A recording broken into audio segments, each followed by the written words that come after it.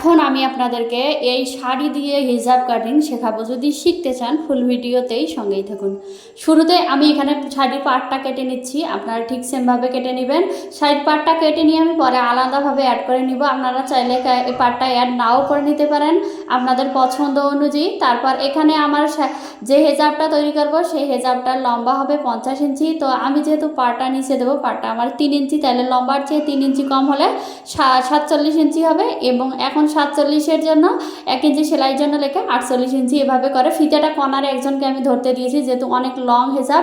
তারপর সমান করে চারদিকে এভাবে করে ঘুরিয়ে ঘুরিয়ে চিহ্ন দিয়ে নিয়ে এখন মাথার দিকে ঠিক 5 ইঞ্চি বেশি নিয়ে এভাবে করে সুন্দর করে ঘুরিয়ে নিব। একটু একটু করে কম হয়ে যাবে, আপনারা মনোযোগ সহকারে দেখবেন।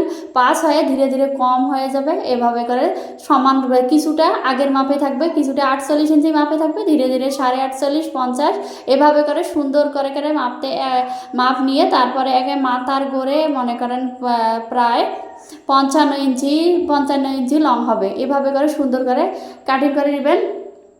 তারপরে এক্সট্রা যে কাপড়টা আছে সেই কাপড়টা অ্যাড করে নিচ্ছি সেমভাবে। দেখেন 5 ইঞ্চি বেশি করে নিচ্ছি, বেশি করে অ্যাড করে নিয়ে সুন্দরভাবে আমি কাটিং করে নিচ্ছি। এই কাপড়টা আমার জয়েন পড়বে, আপনারা চাইলে এভাবে করে সুন্দর করে জয়েন দিবেন। কিভাবে জয়েন করে দিবেন সেটা আমি আপনাদেরকে দেখাচ্ছি, আপনারা মনোযোগ সহকারে দেখেন। জয়েনটা দেওয়া হয়ে গেছে, কাপড় হয়ে গেল। এখন তারপর আমি এখানে যেটা উপরের পট্টি মাথার দিকে বসে সেটা নিচ্ছি 9 ইঞ্চি একটা কাপড় এভাবে করে নিচ্ছি। 9 ইঞ্চি কাপড়টাকে এভাবে করে কেটে নিয়ে আমি সুন্দর করে একটা শেপ দিয়ে নিচ্ছি, যেটা চড়া 4 ইঞ্চি নিব। 4 ইঞ্চি কাটার পর তারপরে চড়া আমি 9 ইঞ্চি নিয়েছি এবং মাথার উপরের দিকে 4 ইঞ্চি নিয়ে এভাবে সুন্দর করে কেটে নিচ্ছি। আপনারা সেমভাবে কাটিং করে নেবেন। না বুঝলে অবশ্যই কমেন্ট করে জানাবেন। এর আগে আমি অনেক কয়টা হেজাব আপনাদের কাছে শেয়ার করে নিয়েছি।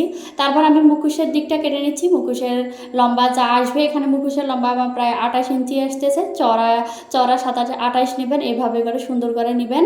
দেখেন আমার এখানে চড়া প্রায় 28 ইঞ্চি এসেছে। তারপর আমি সুন্দর করে রাউন্ড করে কেটে নিচ্ছি। আপনারা সেমভাবে কাটিং করবেন। না বুঝলে অবশ্যই কমেন্ট করে জানাবেন। আমার ভিডিও আপনাদের ভালো লাগলে অবশ্যই লাইক কমেন্ট শেয়ার করতে ভুলবেন না, এবং কোনো কিছু বুঝতে না পারলে অবশ্যই কমেন্ট করে জানাবেন। ভালো থাকবেন, সুস্থ থাকবেন। আল্লাহ হাফিজ।